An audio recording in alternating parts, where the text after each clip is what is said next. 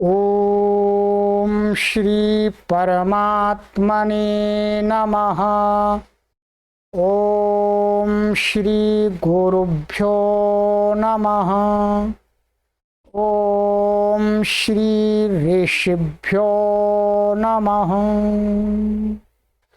ओम असतो मा सद्गमय तमसो मा ज्योतिर्गमय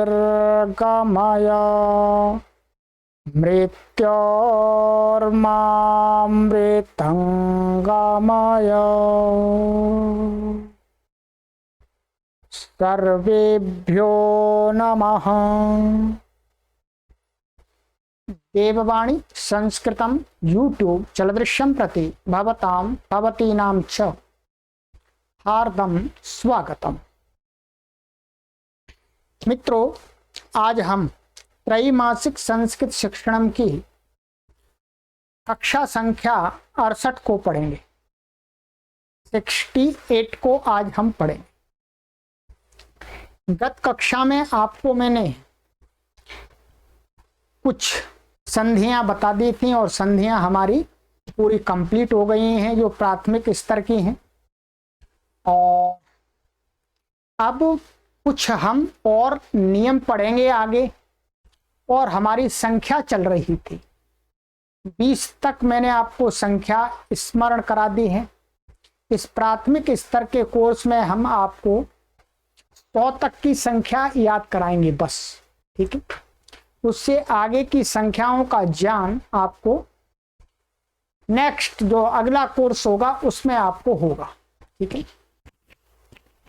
तो आइएगा, आज मैं आपको एक नया नियम पढ़ाने जा रहा हूं और इस नियम का हमें बहुत प्रयोग करना पड़ता है। कॉपी खोल लीजिएगा, नोटबुक को, और पेन को उठा लीजिएगा। हम जब भी कोई भाषा को व्यवहार में लाते हैं, बोलचाल या लेखन में करते हैं, तो हमको इस प्रकार के बहुत सारे वाक्य बोलने होते हैं कि जैसे इस काम को करने के बाद उस काम को करना। जैसे मानिएगा कोई पढ़ करके जाता है, भोजन खा करके घर को आता है, ठीक है, अथवा भोजन खा करके कार्यालय को जाता है। तो करके अथवा कर, माने जहां पर दो क्रियाएं हो रही हैं उसमें एक पहले की क्रिया होती है, एक बाद की क्रिया होती है। तो पहले की क्रिया में हम हिंदी में क्या लगाते हैं? करके। जैसे वह पढ़ करके घर जाता है, पढ़ करके, पढ़ना रूपी क्रिया करके फिर घर जाने की क्रिया करता है। तो पहली क्रिया क्या है? पढ़ना, और बाद वाली क्रिया क्या है? घर को जाना। तो इस प्रकार के, जिसको हम कह सकते हैं हिंदी में कर अथवा कर के, क्रियाओं के पीछे लगा करके हमें बहुत वाक्यों का निर्माण करना होता है। इसी प्रकार से संस्कृत भाषा में यदि ऐसा कहना हो कि भाई भोजन करके विद्यालय जाता है, भोजन करके कार्यालय को जाता है, तो वहां पर हम वाक्य कैसे बनाएंगे? तो आज उसी के लिए नियम आपको मैं लिखाऊंगा और कुछ उदाहरण दूंगा, फिर अगली कक्षा में उसका अभ्यास करा दूंगा।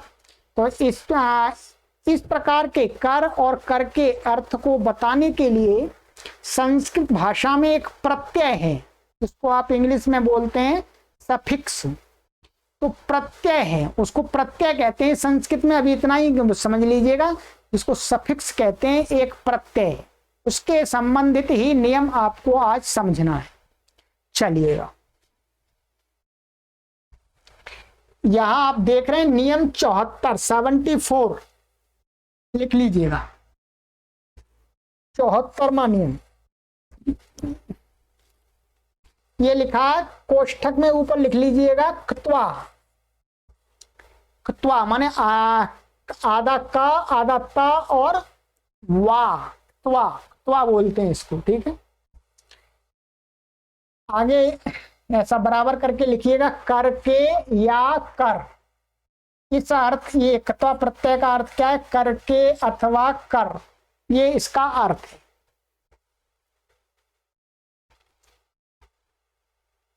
ठीक है। आइएगा अब इसकी परिभाषा लिखिएगा, इसका अर्थ कैसे कहां पर हमको प्रयोग करना है।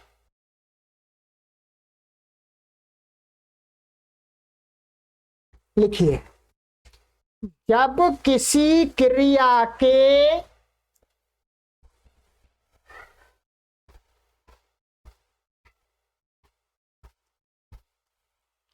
होने पर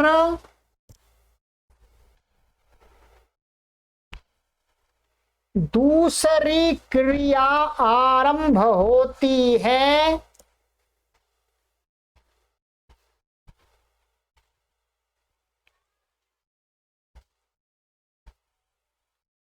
तब हो गई हुई क्रिया को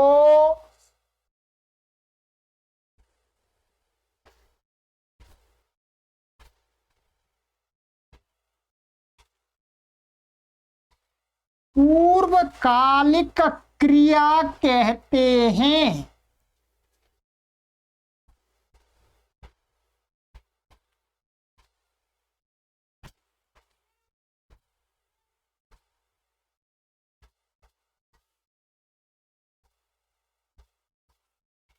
हिंदी में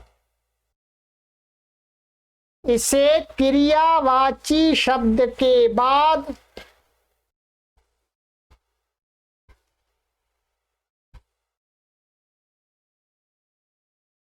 कर या करके बताया जाता है।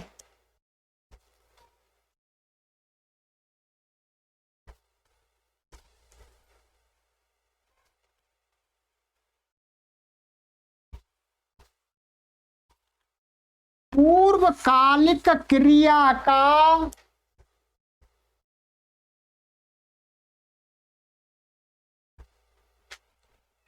पूर्वकालिक क्रिया का बोध कराने के लिए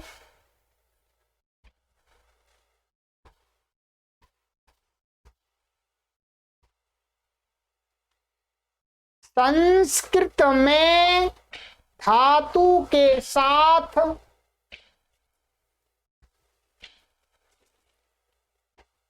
क्त्वा प्रत्यय जोड़ा जाता है। ये क्त्वा प्रत्यय जोड़ा जाता है।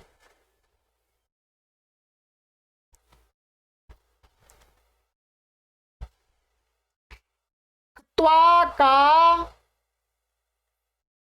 त्वा शेष रहता है, मान जो क्त्वा प्रत्यय है उसका क हट जाता है, त्वा शेष रहता है।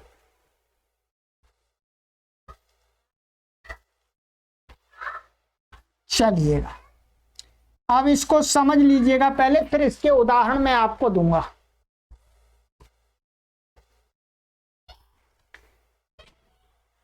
क्या कहा यहां पर कि जब किसी क्रिया के होने पर दूसरी क्रिया आरंभ होती है, अर्थात एक क्रिया पूरी हो गई उसके बाद में दूसरी क्रिया की जाती है, तो ऐसी स्थिति में तब हो गई हुई क्रिया जो पूरी कर दी गई है क्रिया, ऐसी क्रिया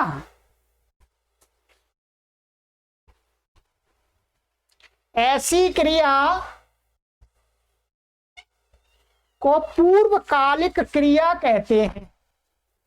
क्या कहते हैं? ऐसी क्रिया को पूर्वकालिक माने पूर्व काल में हुई क्रिया को पूर्वकालिक क्रिया नाम से कहा जाता है। हिंदी में इसे क्रियावाची शब्द के बाद कर या करके बताया जाता है। जब हिंदी में इस प्रकार कहते हैं तो जैसे खा कर, पी कर अथवा खा करके, पी करके, इस प्रकार से कहा जाता है। ठीक है, तो हिंदी में। परंतु संस्कृत में क्या है, कहते हैं कि पूर्वकालिक क्रिया का बोध कराने के लिए संस्कृत भाषा में क्या होता है, जो पूर्वकालिक धातु होती है, क्रिया को कहने वाली जो धातु होती है, उसमें ही क्त्वा प्रत्यय जोड़ करके बताया जाता है। जैसे आइएगा अब मैं आपको उदाहरण दिखा देता हूं, ये देखिएगा। हिंदी में मैंने आपके लिए लिखा यहां पर, मैं भोजन खा कर पढ़ता हूं। समझने का प्रयास कीजिएगा। दो क्रिया हैं, एक तो खाना और एक है पढ़ना। पहले कौन सी क्रिया है? खाना, ठीक है। और बाद वाली क्रिया कौन सी है? पढ़ना। दो क्रियाएं हैं। अब इसमें पहले खाना क्रिया पूरी हो जाती है, उसके बाद ही पढ़ना क्रिया आरंभ होती है।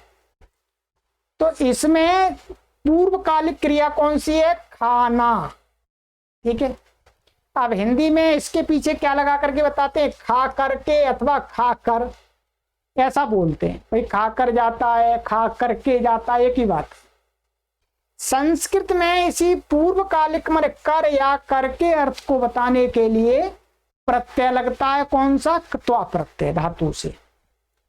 खाने अर्थ के लिए खाद धातु है हमारे पास में, हमने आपको बताया खादती, ठीक है। अब इसमें हमने प्रत्यय लगा दिया तो क्या बनेगा इसका वाक्य? अहम भोजनम खादित्वा पठामि। क्या?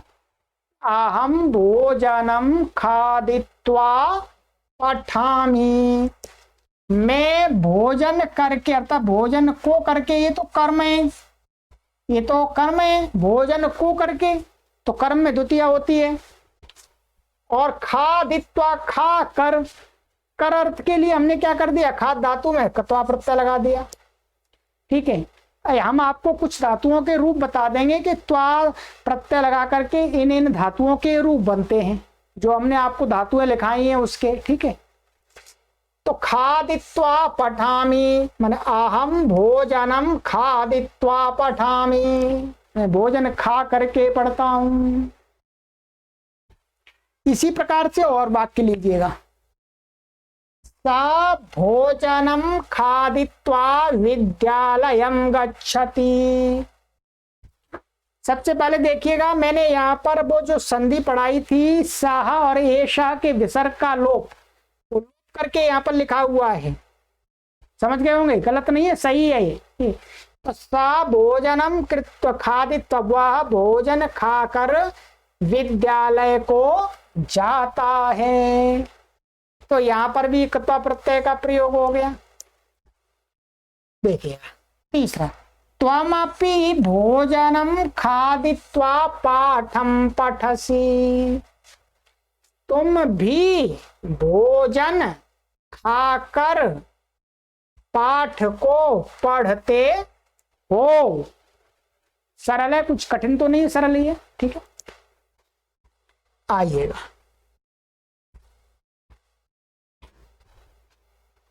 भवान शीघ्रम स्नानम कृत्वा आगच्छतु।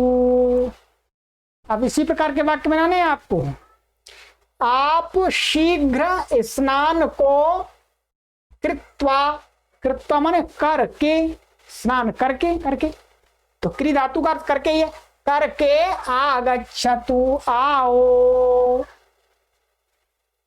छात्राः धावित्वा विश्रामं करोति। छात्र दौड़ करके विश्राम को करता है। दौड़ता है, थक जाता है तो विश्राम करता है खड़े होकर के। तो यहां पर ये एक तो हो गया। धावती पठित्वा भोजनम करोति। आप पढ़ करके भोजन करती हैं। पूर्वकालिक क्रिया से ही क्त्वा प्रत्यय हो रहा है, ये हमेशा ध्यान देंगे। बाद वाली क्रिया से मत कर दीजिएगा। पहले जब भी आप वाक्य बनाएं तो ये देख लीजिएगा, पहले कौन सी क्रिया हो रही है, बाद में कौन सी हो रही है। पहले वाली से ही क्त्वा प्रत्यय लगाना है। भवान श्रुत्वा कार्यम करोतु, माने आप सुन करके काम करो। माने पहले सुनो, उसके बाद में काम करो। तो श्रुत्वा माने सुन कर कार्य करो। ये मैंने आपको कुछ वाक्य दिए हैं आज की कक्षा में, परंतु आपको अगली कक्षा में मैं आपको लगभग 20 वाक्य बना के दूंगा इसके। फिर आपको भी बनाने हैं, आपको भी आज मैं कहता हूं कि आप लगभग 15 वाक्य बनाइएगा अपनी तरफ से, परंतु अभी मैं आपको इसलिए गृह कार्य नहीं दे रहा हूं क्योंकि अभी आपको मैं अगली कक्षा में मैं आपको धातुओं के रूप लिखाऊंगा, माने क्त्वा प्रत्यय लगा करके जो मैंने आज तक आपको सभी धातु लिखा दिए हैं उन सभी धातुओं के क्त्वा प्रत्यांत के रूप बता दूंगा, फिर आप उनके साथ वाक्य बना सकते हैं आराम से। ठीक है, पहले मैं बना दूंगा वाक्य, फिर आप बना दीजिएगा। तो आज आप पहले इस नियम को अच्छी प्रकार से समझ लीजिएगा। इस प्रकार के वाक्य बोल चाल में बहुत हमको बनाने होते हैं अथवा लेखन में भी बनाने होते हैं। ठीक है, ये नियम क्त्वा प्रत्यय कर अथवा कर के अर्थ में क्त्वा प्रत्यय होता है। ठीक है, चलिएगा, ये नियम हो गया आपका एक कंप्लीट। अब आ जाइएगा आगे। अब हमारा है संख्या चल रही है हमारी। ठीक है, हमारी 20 तक की संख्या तो हो गई थी। अब 20 के आगे की संख्या को सीखेंगे, 20-20 करके सीखेंगे, धीरे धीरे सीखेंगे, एकदम जल्दी से आपको भी हम याद करा देंगे, जो समय भी चाहिए आपको। अब देखिएगा, जैसे आप इंग्लिश में 20 याद कर लेते हैं, 20 तक 1 2 3 4 5 6 7 8 9 10 11 12 13 14 15 16 17 18 19 20 20 तक आप याद कर लेते हैं। फिर उसके आगे की संख्या बनाना सरल हो जाता है। आप आगे की कैसे बनाते हैं, जैसे 21 करना है तो 20 ले लिया और उसमें एक और जोड़ दिया, 21 22 23 24।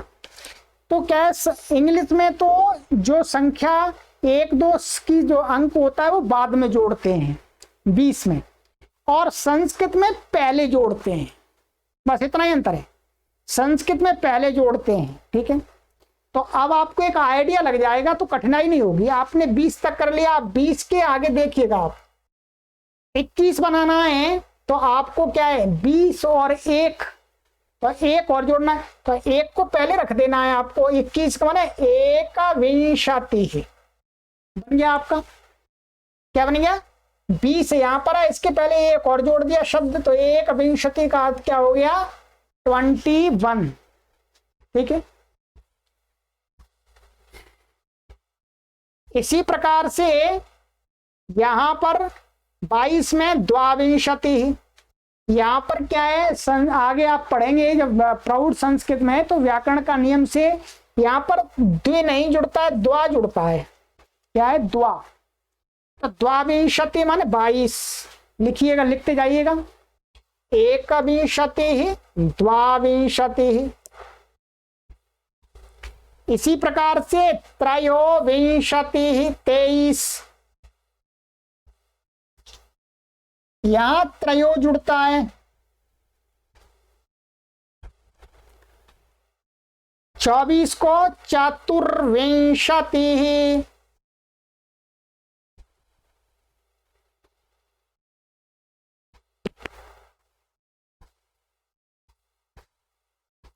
पच्चीस को पंचविंशति, वही क्रम चल रहा, वही नियम बता दिया मैंने।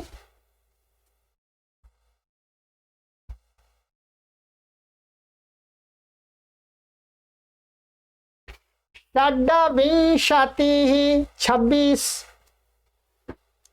षड ये ड हलंत है, ठीक है, षड्विंशति।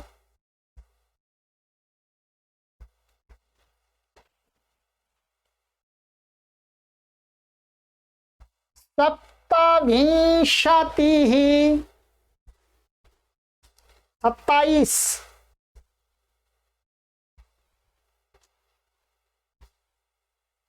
अष्टाविंशति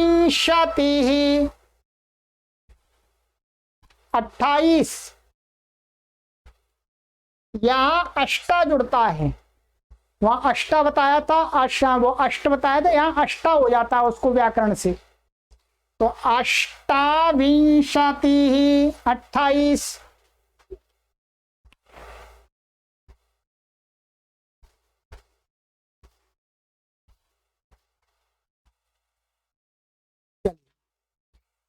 29 के लिए दो संख्याएं होती हैं, नवविंशति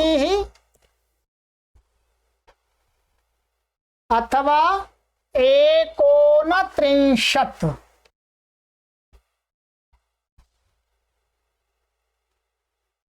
या तो आप देख रहे हैं विंशति और नवविंशति, 9 और 20 29 हो गए सामान्य।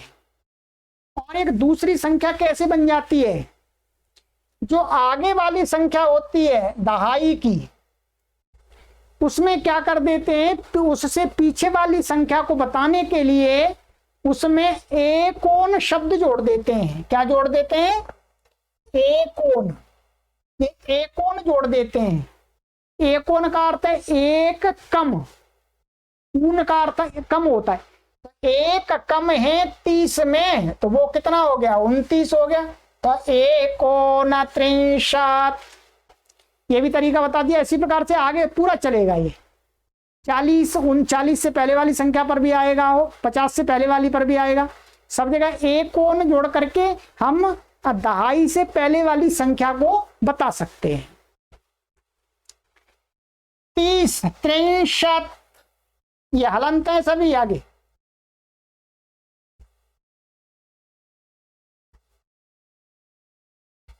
31 31,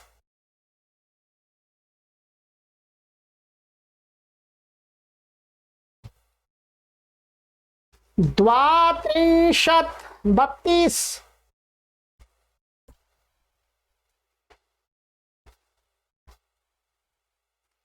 33 33,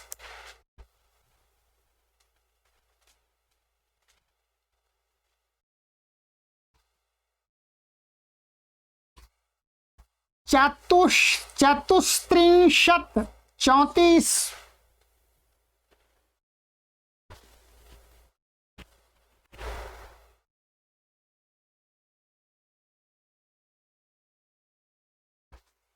35, 36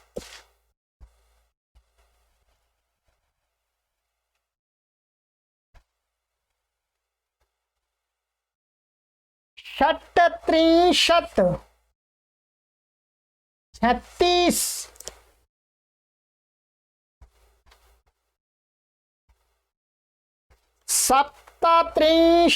37,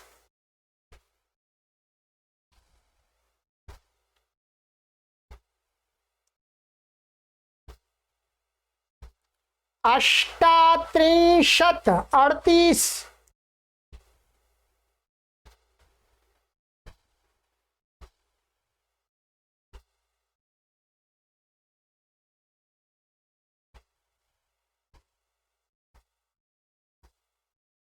39 39,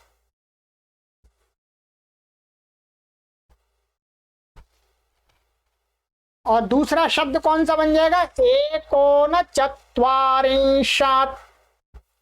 ये आगे वाली संख्या में एकोन जोड़ दिया तो एकोनचत्वारिंशत् माने 39, वही अर्थ है।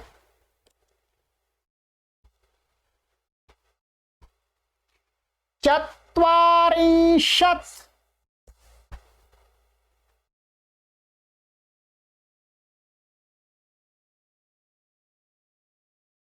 40, एकचत्वारिंशत् 41,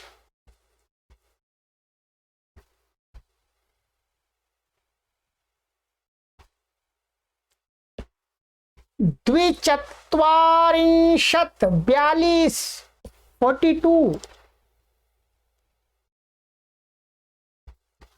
अथवा दूसरा शब्द भी है इसके लिए, ये द्वाचत्वारिंशत्। द्विचत्वारिंशत् अथवा द्वाचत्वारिंशत्, द्वा कर लीजिएगा या द्वि, कोई भी एक बना सकते हैं आप, ठीक है। दोनों का अर्थ है 42 42।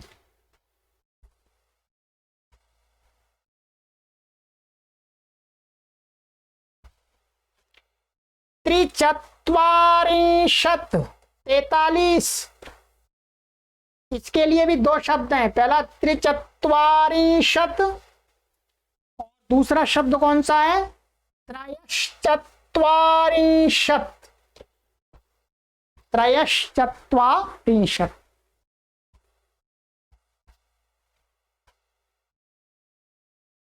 44 चतुश्चत्वारिंशत्, ये श है तालव्य शकार। आप इसको ऐसा भी लिख सकते हैं, ये ऐसा, अथवा ऐसा लिख सकते हैं श है, ठीक है। तो चतुश्चत्वारिंशत्। पंचचत्वारिंशत् 45।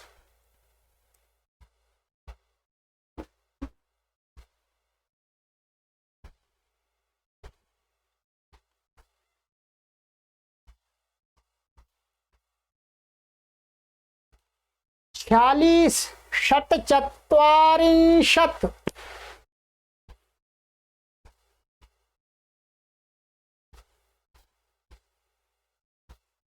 सप्तचत्वारिंशत्।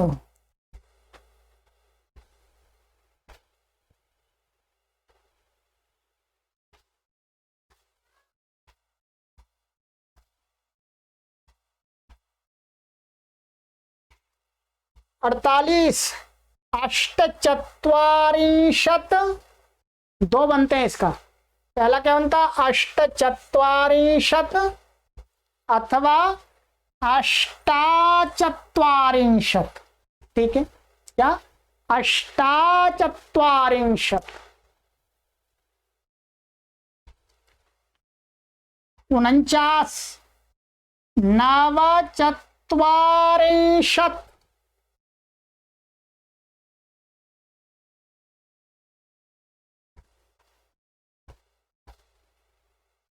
49।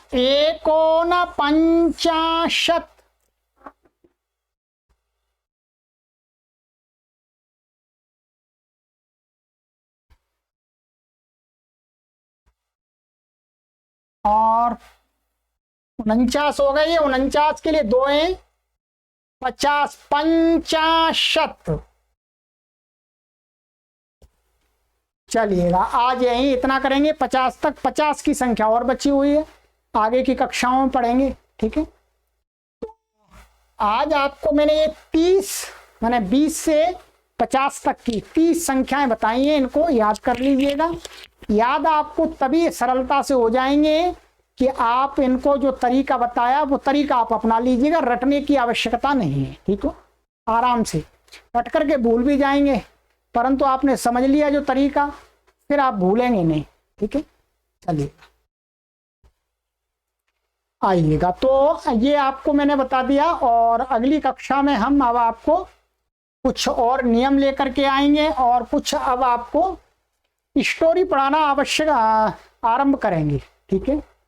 एक स्टोरी मैं आपके लिए ये बनाई है मैंने, तो इसको आज की कक्षा में नहीं पढ़ाऊंगा, आगे की कक्षा में आपको ये स्टोरी पढ़ाऊंगा, ठीक है। तब आपको अभ्यास होगा संस्कृत पढ़ करके समझने। तो चलते रहिएगा मित्रों, पढ़ते रहिएगा। 1 करोड़ लोगों को संस्कृत भाषा उनके घर पर ही बैठे बैठे शुद्ध बोलना और लिखना और पढ़ करके समझना सिखाने के लिए इन कक्षाओं को बनाया जा रहा है मित्रों। आपके माध्यम से, आपके निमित्त से करोड़ों लोग संस्कृत भाषा को सीख जाएंगे। ये कोर्स एक ही बार तैयार हो रहा है, सैकड़ों वर्ष तक इसी से लोग सीखते रहेंगे। चलिएगा मित्रों, अपने मित्रों को जोड़ते रहिएगा, और देववाणी संस्कृतम ई गुरुकुलम हरिद्वारम का आर्थिक सहयोग भी निरंतर करते रहिएगा, जिससे कार्य को विस्तार दे सके। सर्वेभ्यो नमः।